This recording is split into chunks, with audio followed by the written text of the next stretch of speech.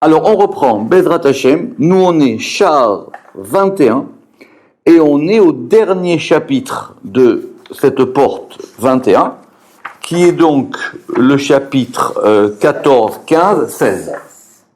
D'accord, c'est le 16e chapitre. Alors c'est très bien parce que on va tout remettre à plat et on va maintenant revoir ça et on va remettre le Sefer à Yetzira pour comprendre l'architecture de tout ça. Alors, on va reprendre tout doucement, c'est passionnant. Après que nous ayons expliqué et introduit dans les chapitres précédents, que donc nos fameuses 12 permutations du Shem Havaya, nos fameuses 12 permutations du Shem Yud Ke Vav Ke, on va tout reprendre. D'une part, elles étaient liées Yud Bet Gevule Alarson. Elles étaient liées aux 12, ce qu'on avait appelé nous les 12 arêtes du cube. Ouais. Très bien.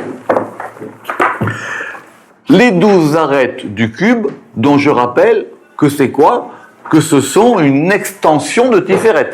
Parce que Tiferet, c'est le Shem Yud Ke Vav Ke, ce Shem Yud Ke Vav Ke, il va se déployer en 12. Vous vous rappelez de ça? On avait vu ça dans le Baïr. Elles correspondent de plus VM Neged, Yud Bet Shaot Bayom. Elles correspondent aussi aux 12 heures de la journée. Tout comme elles peuvent correspondre à Yud Bet Shaot Balayla, aux 12 heures de la nuit. 12, on va faire tous les 12.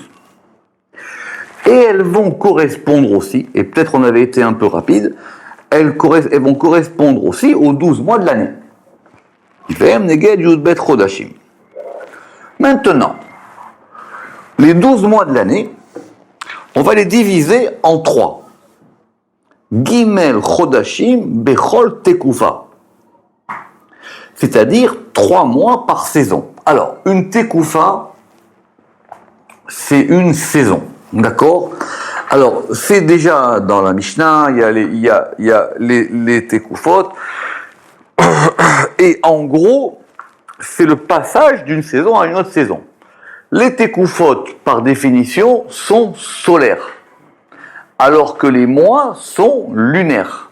Très bien, donc toute la difficulté, c'est effectivement, pour pas qu'on ait un calendrier complètement décalé entre les mois lunaires et l'année solaire, d'avoir le maximum de jonctions possibles entre les saisons solaires et les mois lunaires.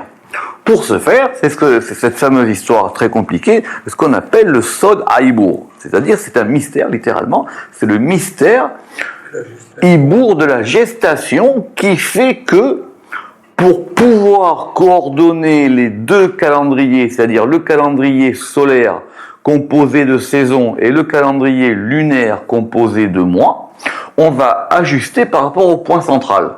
Le point central, quel est-il? À savoir que la Tekufa, à savoir que la saison de Nissan du printemps, soit le plus proche possible de Rosh Chodesh Nissan. Et pour ce faire, on va rajouter un mois en plus à Adar, de façon à recaler la chose. Aujourd'hui, comme on a des calendriers automatiques, depuis très longtemps, ça se fait de façon complexe, mais en tout cas de façon automatique. Alors qu'avant, ça se faisait, pour ainsi dire, manuellement, ou ça se faisait à l'œil du Beddin, c'est toute la Mishnah là-bas, pour comprendre cette question-là. Et alors donc, nous avons donc 4 saisons. On est d'accord? Et 4 saisons vont être composées de 3 mois. Alors, mais maintenant, c'est comme ça que maintenant on va comprendre comment on va reclasser nos 12 mois de l'année par rapport aux 4 saisons. Alors, on va d'abord prendre les permutations qui commencent par Yud.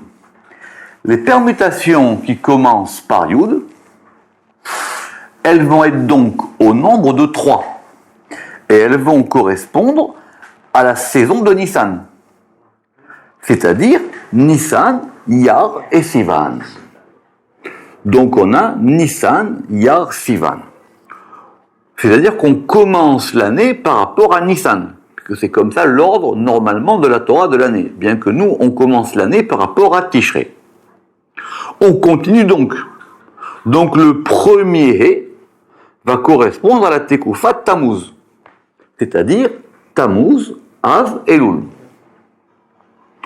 On continue dans l'ordre, on a le Vav. Le Vav va correspondre à la Tekufa Tishrei, c'est-à-dire Tishrei, Cheshvan, Kislev. Et nos trois dernières permutations avec He vont correspondre à l'hiver, Tekufa Tevet, et Tevet, c'est Tevet, Shevat et Adar. Et voilà maintenant comment on va reclasser ou replacer nos 12 permutations. À savoir que l'ordre qui vous avait été donné avant n'était pas l'ordre des mois répartis par rapport aux saisons. Alors, c'est ce qu'il va expliquer maintenant. Ve gimel chodashim bechol tekufa.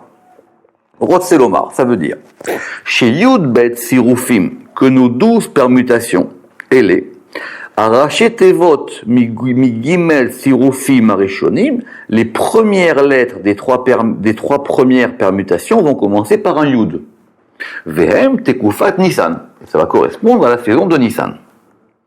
Verachet Tevot Shel Gimel Sirufim Ashnaim, et les lettres et les initiales des 3 secondes, enfin de la série des 3 secondes permutations qui commencent par A vont correspondre VM Tekufat Tammuz.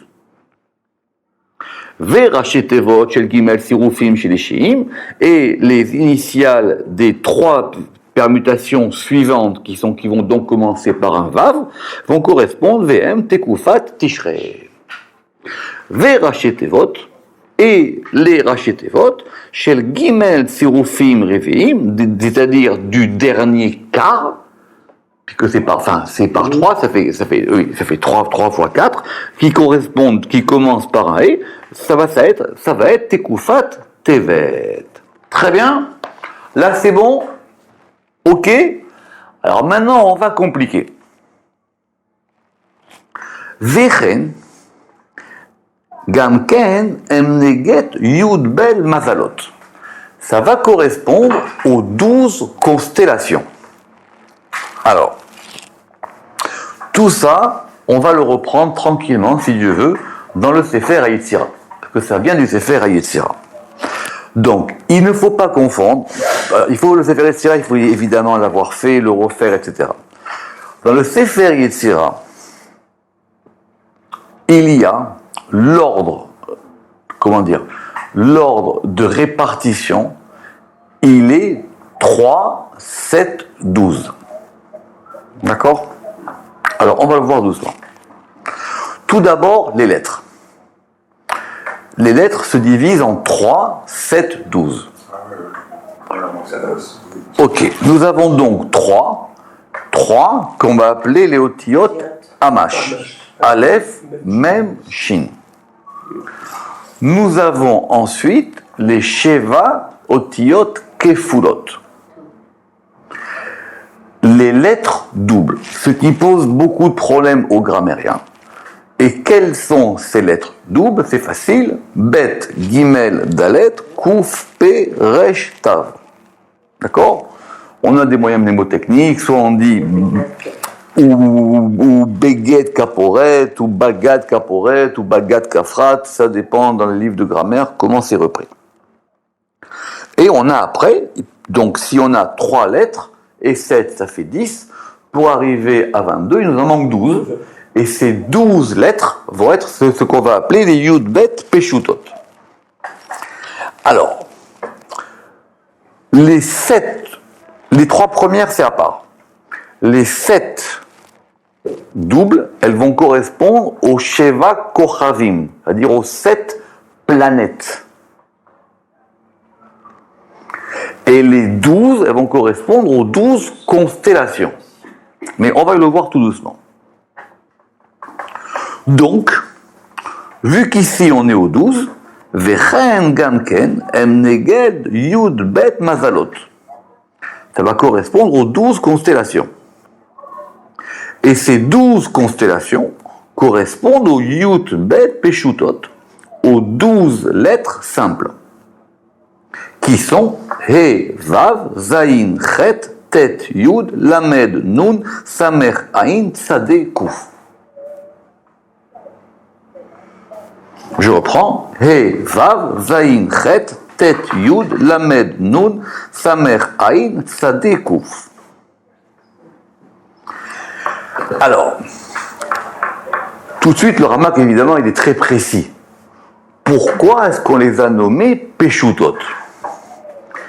Ve'akavana, ki yudbet otiyot aele, nikraim Peshutot, on les appelle les 12 lettres simples, meta'am she'enam mekablot dagesh verafe kesheva kefulot. Alors, j'ai eu une fois une discussion avec quelqu'un qui a dit oui, mais le Sefer Yetzira, c'est un livre de Kabbale, c'est pas un livre de grammaire. Faux, archi faux. C'est un livre de grammaire et de Kabbale. Donc le Sefer Yetzira considère qu'il y a dans l'alphabet, d'une part, des lettres mères, Aleph, Mem, Shin, et il y a des lettres Kefulot doubles. Ça veut dire quoi qu'elles sont doubles? Ça veut dire deux choses grammaticalement. Premièrement, ça veut dire qu'elles vont avoir deux prononciations différentes et aussi que ces deux prononciations vont correspondre à deux nuances ou tonalités différentes. Une qu'on va appeler Chazak et une qu'on va appeler Rafé. Rafé, ça veut dire faible. Soit elles sont dures, soit elles sont faibles. Très bien. Je vous rappelle juste que dans le codex de Alep et dans les anciens, on notait ça par une barre qu'on mettait au-dessus de la lettre. Donc vous avez un bet et on met une barre au-dessus de la lettre et là elle est nommée Rafé. Et si vous avez un bet normal, on met un point à l'intérieur. Très bien. Il faut être précis. Normalement, ça veut dire que ces lettres-là, d'abord, simplement, elles ont des prononciations différentes. Malheureusement, on les a plus toutes. Alors, le bet, c'est facile. Soit le bet, il a un dagesh à l'intérieur. Le dagesh, ça veut dire qu'on va le renforcer. On va lui donner une force. Donc, sans dagesh, on dira ve ou un be faible. Et avec un dagesh, on va lui donner une force et on le dira be. Concrètement aujourd'hui, VB. Très bien. Comment est-ce qu'on note cette question-là? On note ça soit en lui ajoutant un yud, soit un vav. C'est l'histoire du rafé. Parce que ce point du dagesh qui est à l'intérieur, ça s'appelle qu'on lui donne une force. On lui donne un yud à l'intérieur. D'accord? Bête. Et quand il n'a pas cette force, on lui rajoute quelque chose qui va l'affaiblir ou l'adoucir, et c'est un vav. C'est pour ça qu'on le mettait dans le codex. Si d'ailleurs vous regardez des anciens manuscrits de Sefer Torah, et même des fois dans le Sefer Torah lui-même, on mettait un vav au-dessus. Et vav, c'est facile. Le point yud, ici, il est considéré comme un din, et le vav comme un rachamim. Autrement dit, ces lettres, elles peuvent être soit dures, soit adoucies. Quand elles sont dures, elles sont du côté du din, et quand elles sont adoucies, c'est du côté du rachamim. Ça, c'est le bet.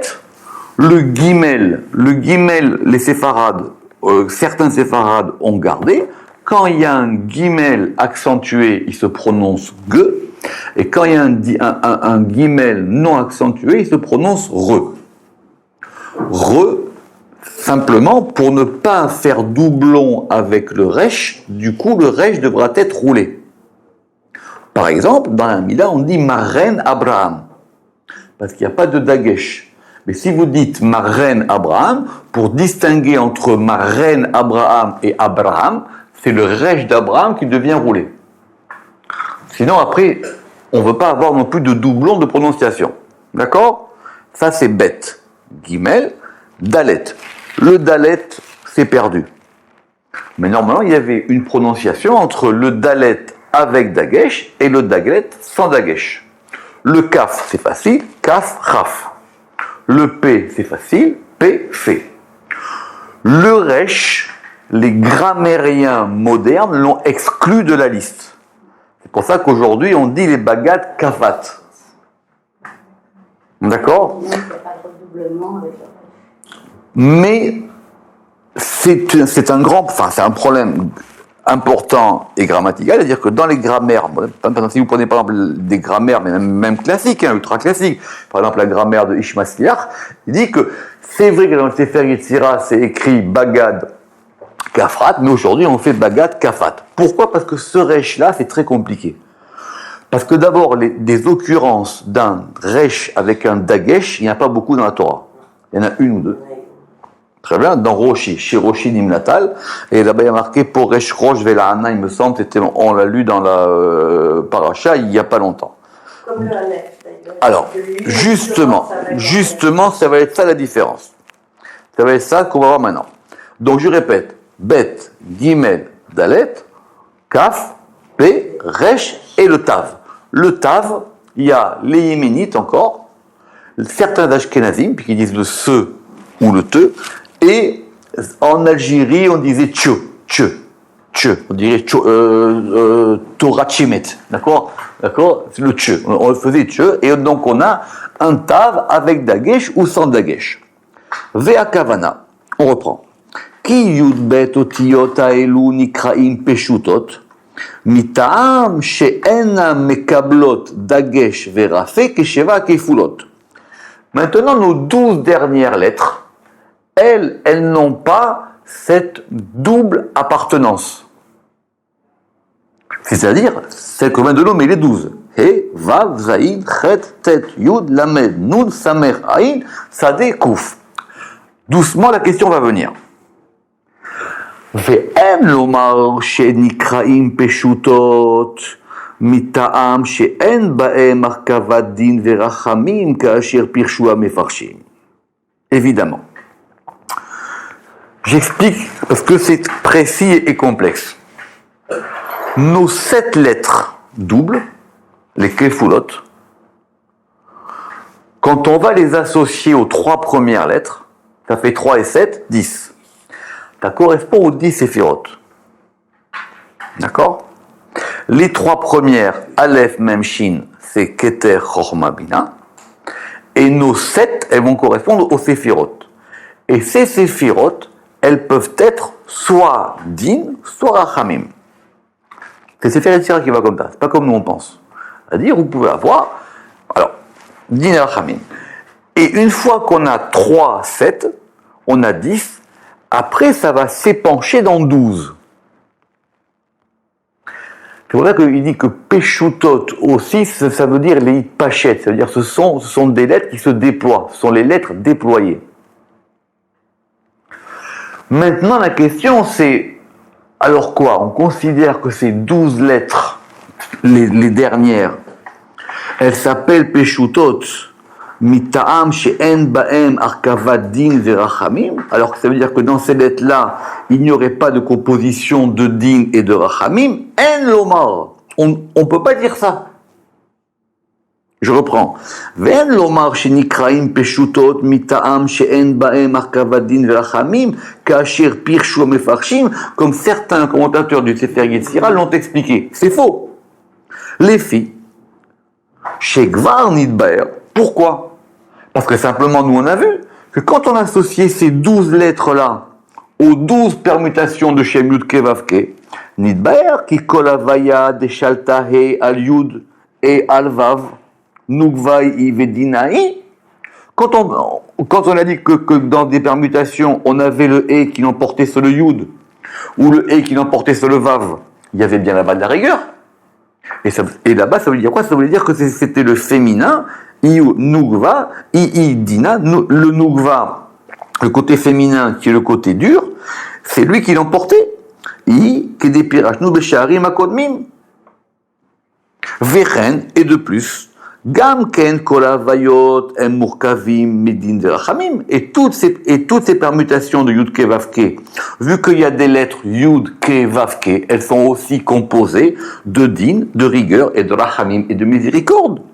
Kedepirashnu beperek hakodem. Donc, ces 12 lettres-là, qui correspondent aux 12 mazalot qu'on va voir, qui correspondent aux 12 constellations, qui correspondent aussi aux 12 avayot, elles sont aussi composés de din et de rachamim. Vechen, gamken, ayud bet gevulim, et de même, on a dit que ça correspondait aux 12 arêtes du cube, qui étaient liées à Tiferet, Emba Tiferet, Be'arkavat, Vav, Ketzavot, c'est-à-dire par la composition des 6 directions spatiales, Ve'en Safek, Sheyesh Bo, Din, Verachamim. Il n'y a pas de doute qu'elles aussi, elles sont composées de Din et de Rachamim. Et la Vadaï, que des Pirachnou, donc c'est comme on l'a dit. Alors, comment est-ce qu'on va répondre à la question? Eh bien, la réponse, elle est grammaticale. Od, nuchal lomar, she'em mekablot gam ken dagesh chazak, ke de pirshu amedakdekim. C'est-à-dire que ces lettres-là, He, Vav, Zayin, Chet, Tet, Yut, Lamed, Nun, Samer, Aïn, Sadekouf, elles peuvent aussi prendre un dagesh. Simplement, on devra distinguer entre un dagesh kal et un dagesh chazar.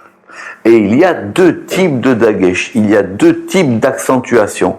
Il y a des accentuations fortes et des accentuations faibles. Maintenant, la différence qu'il y a entre un dagesh kal et un dagesh chazak, elle est assez complexe, parce que concrètement, on met un point dans la lettre. Mais il dit que et donc normalement, toutes les lettres peuvent prendre un dagesh, y compris le aleph, comme vous avez dit. Le même aussi prend un dagesh. Le shin aussi peut prendre un dagesh. Toutes les lettres peuvent prendre un dagesh.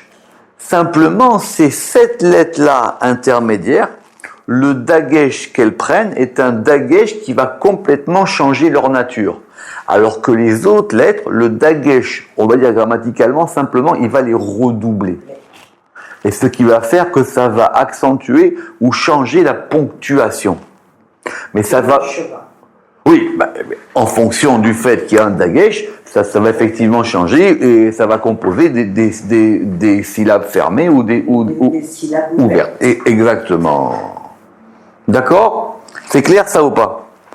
Donc il faut faire attention. Donc je reprends. Toutes les lettres peuvent être din ou rachamim. Simplement, quand on a parlé des 7 kefulot, en disant qu'elles pouvaient être soit rafé, soit chazak, c'est uniquement par rapport à un degré particulier. Mais grammaticalement, toutes les lettres peuvent prendre un dagesh. Vous avez compris? On continue. Et un rafé aussi? Justement, ce qu'on va appeler le... Alors, ça c'est la bonne question. Alors, c'est pour ça que, normalement, dans le rafé et le chazak ne doit s'appliquer qu'aux 7. Qu'au bagat, qu'au bet, gimel, dalet, kouf, peresh, tav. Mais, par exemple, dans les codex, on trouve des fois aussi le signe rafé sur des lettres qui ne sont pas des 7. Parce qu'après, du coup, on a étendu cette notion de rafé à d'autres lettres. En gros, le Sefer Yetzirah définit une grammaire très particulière, mais qui n'est pas tout à fait suivie par la grammaire classique, parce que c'est un peu à part. Mais les fondements et les bases sont les mêmes. Donc c'est comme ça qu'on est comme ça. Alors maintenant, ou machenikraou peshutot. Alors maintenant, si tu me dis que ces 12 lettres-là, elles sont aussi composées de din, de rigueur et de rachamim et de miséricorde, pourquoi est-ce qu'on les a appelées peshutot? Ou machenikraou peshutot, mipne she'em anafim mitpashtot me'asefirot. Parce que ce sont des branches qui vont se déployer à partir des séphirotes.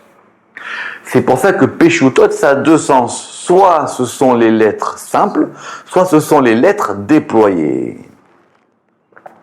De la même manière qu'on considérera en astrologie du Sefer Yetzirah que les constellations sont des déploiements des planètes. Donc, parce que de même, on va avoir 7 planètes, et ces 7 planètes vont se déployer en 12 constellations. Je reprends. Uma shenikraou peshutot, mipne she'em anafim mitpashtot me'asefirot. Ve'enam etsem asefirot, mais elles ne sont pas la substance des séphirot. Parce que la substance des séphirotes correspond, elles, aux lettres que Mosheem, Aleph, Mem, Shin, Vechen, Bet, Gimel, Dalet, Kuf, Pe, Resh, Tav. Shehem, Esser, Neged, Esser, Séphirot. Parce que ces 10 premières lettres-là, les 3 lettres mères et les 7 lettres doubles, elles correspondent aux 10 séphirotes. Et de ça, vont maintenant se déployer, donc c'est ça le deuxième sens de Peshutot, vont maintenant se déployer les 12 lettres qui vont correspondre aux 12 constellations. Et c'est-à-dire en gros que vous avez le monde, d'après Sefer Yetzirah, vous avez les séphirotes, et les séphirotes après, elles vont se déployer dans les... alors, vous avez d'abord les lettres mères. Les lettres mères, après, elles vont donner les 7 étoiles, les Sheva Kochavim, les 7 planètes, et après, les 7 planètes vont se déployer en 12 constellations. Question à part, mais c'est pas grave si on en reparlera plus tard.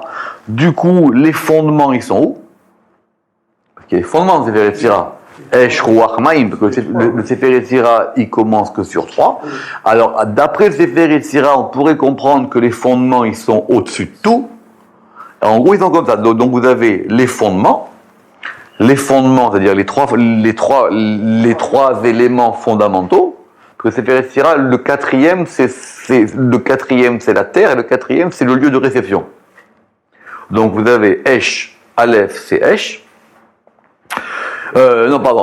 Aleph c'est Avir, Mem c'est Maïm, et Shin c'est Esh, c'est-à-dire on a l'air, l'eau et le feu. Après vous avez les 7 planètes, et après les 7 planètes vont après comme on l'a dit, s'épancher ou se déployer, c'est ça l'île Pachette, ou vont se déployer en 12. Veine, Beyoud Bet. Et c'est pour ça que maintenant on comprend que par ces 12 lettres, Nivraou Yud Bet Chodashim, ont été créés les 12 mois qui correspondent aux 12 Mazalot. Et c'est comme ça que maintenant, après, nous, on va pouvoir considérer que, par exemple, chaque mois va correspondre à une constellation. Nachon ou pas? Chaque mois correspond à une constellation. Mais évidemment, ce sont des mois lunaires. D'accord? Et c'est pas fini, parce que le Sefer Yetzirah continuera à la fin, au chapitre 5 et 6, ça va correspondre à ce qu'on appelle les 12 membres du corps. Et les Yud, Bet et Varim. Très bien. Alors maintenant, on va voir ça dans le Sefer Yetzirah. Veze les shono besefer Yetzirah. Et voici comment est-ce que c'est expliqué, enfin dit dans le Sefer Yetzirah. He vav zain chet tet yud lamed nun samech ain sadekuf chakakan vetzarfan shekelan ve'amiran. Alors, ça veut dire que ces lettres-là, on les a gravées. Alors, Chakakan, on les a gravés. Sarfan, on les a permutés pour aller vite. Parce que ce sont les permutations.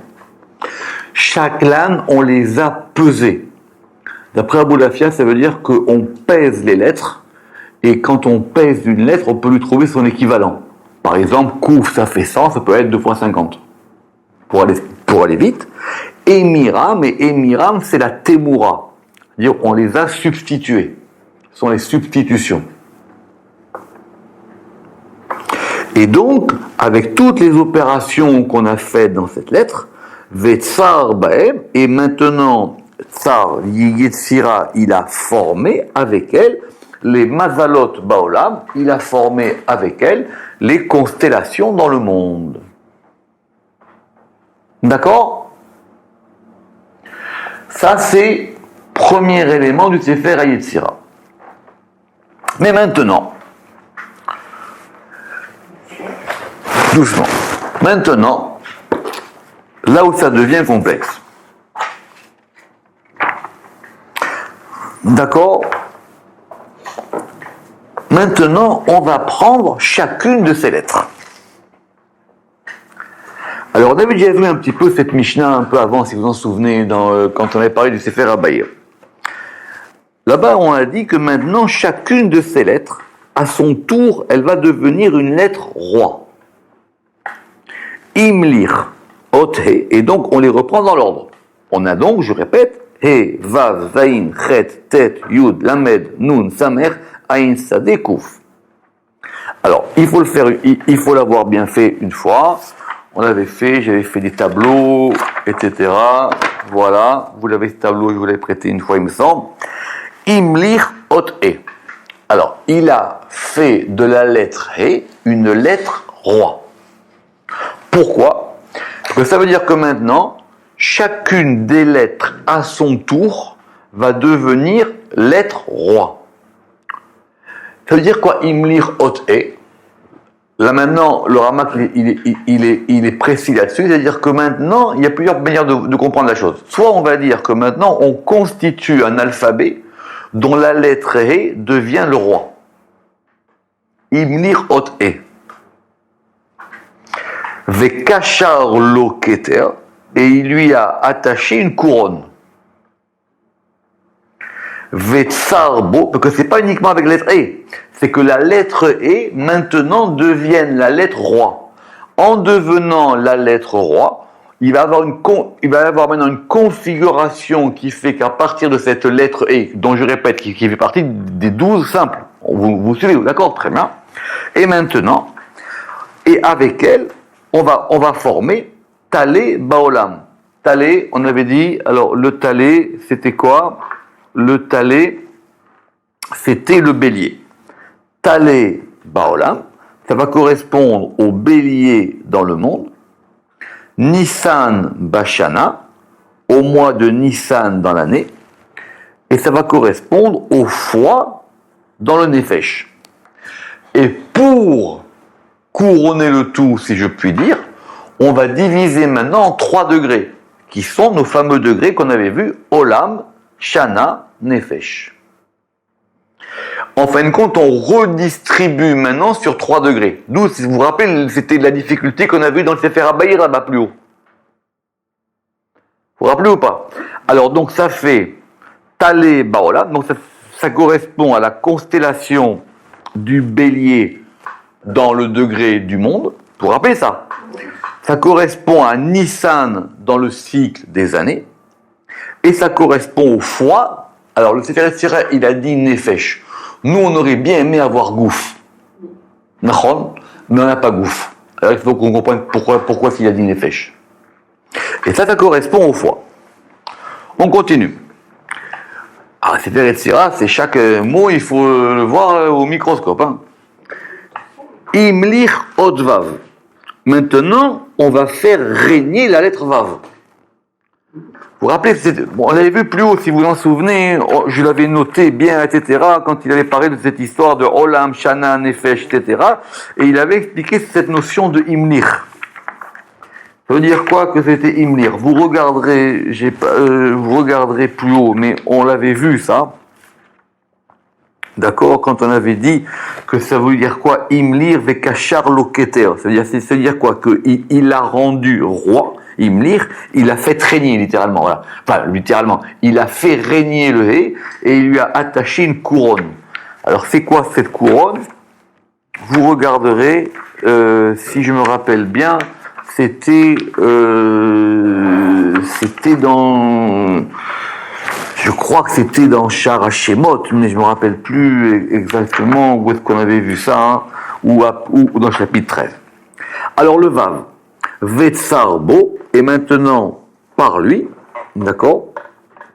Alors on a Shor Baolam. Shor, c'est quoi Shor ? C'est le taureau. Shor, c'est le taureau. Très bien, on parlera après de la différence qu'il y a entre le Shor et le Par, mais le Shor, c'est un taureau. Donc ça correspond à la constellation du taureau dans le monde. Ça correspond au mois de Iyar, et ça correspond à Mara. Mara, c'est quoi ? Mara, c'est...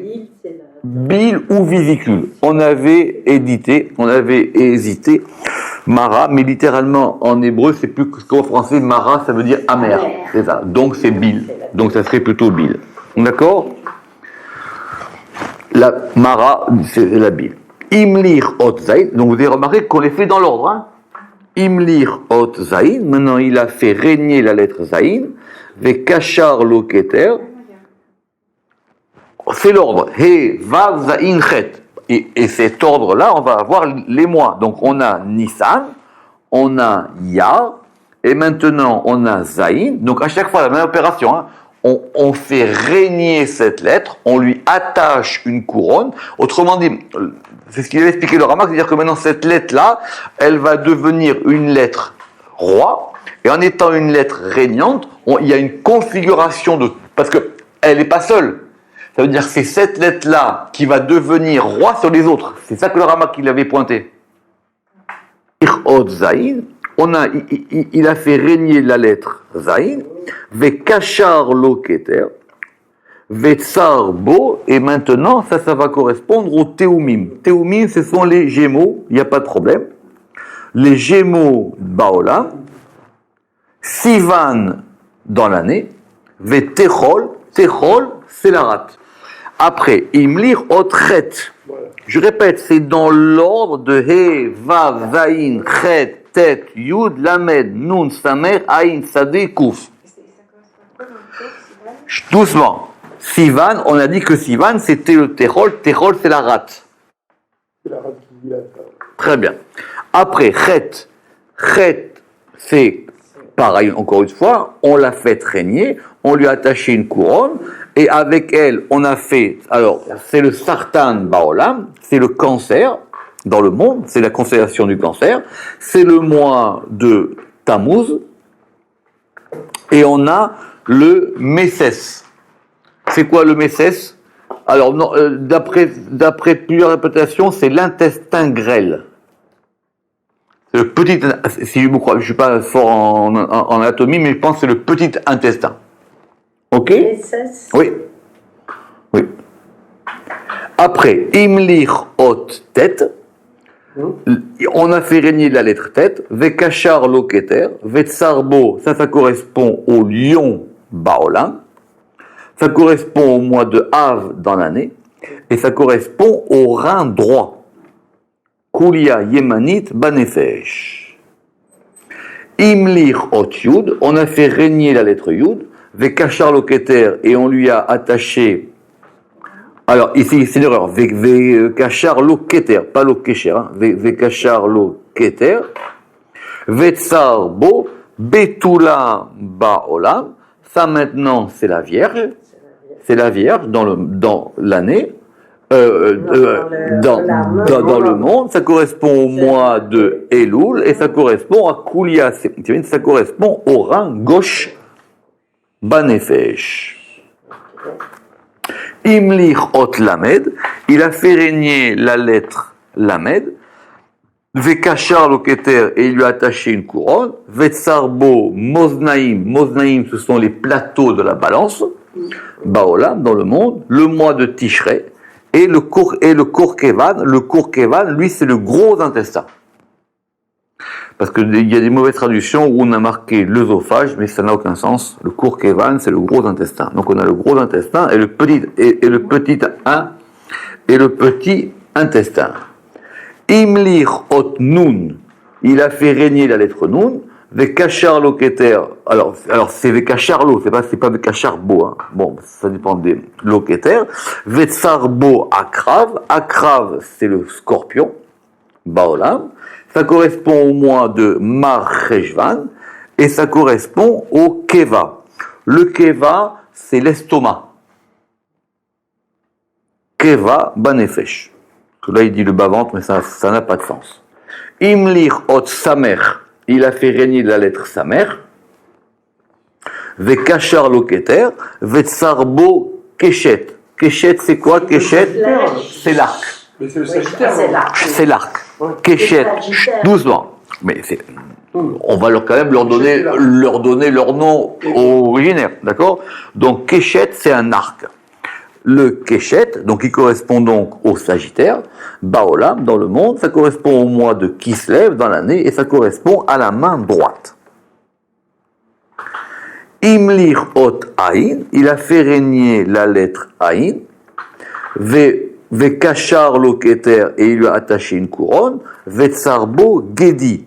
Alors, Gedi, c'est quoi? Gedi, c'est ça. Gedi, c'est un agneau, mais c'est tout à fait. Chava. On n'a pas fait sa mère? Sa mère, Imni Ot sa mère, je reprends, c'était celle avant. Sa mère, donc sa mère, c'est Keshet. On a dit que Keshet, c'est l'arc. L'arc, c'est le Sagittaire. Ça correspond à Kislev et ça correspond à la main droite. La main droite. Imlir ot Aïn, et on a fait régner la lettre Aïn, Vekachar lo Keter, Vetsarbo Gedi. Gedi, on a dit c'était comme dans la Agada Chadgadia, d'accord? C'était l'agneau. Baolam, et ça correspond à Tevet dans l'année, et ça correspond à la main gauche. Besséder.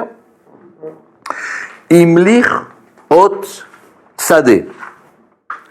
Sadeh, il lui a attaché, il a fait régner, il lui a attaché une couronne, Vetsarbo Deli. Deli, c'est quoi? Deli, c'est un...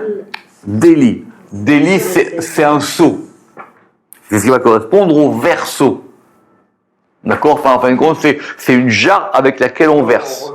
C'est ça. Ça s'appelle un Deli, Baolam. Ça correspond au mois de Jvat, Bashana, Veregel Yamin. Ça correspond... Oui, alors c'est soit la jambe, soit le pied. D'accord? Soit la jambe droite ou soit le pied droit, Banefesh. Et donc, notre dernière des 12, Imlir Ot Kouf, Vekachar Lo Keter, Vetsarbo Dagim. Là, ça correspond c'est au poisson au pluriel. Ouais. C'est pas dag, c'est dagim, hein. Ça correspond au poisson, et ça correspond au mois de Hadar, et ça correspond au pied gauche Banefesh. On reprendra ça maintenant, tranquillement, la semaine prochaine, parce qu'on va maintenant essayer de comprendre comment tout ça, on va les organiser ensemble, avec nos permutations, et avec nos lettres, et avec tout ce qui s'ensuit. Baruch Adonai Le'olam, Amen ve Amen.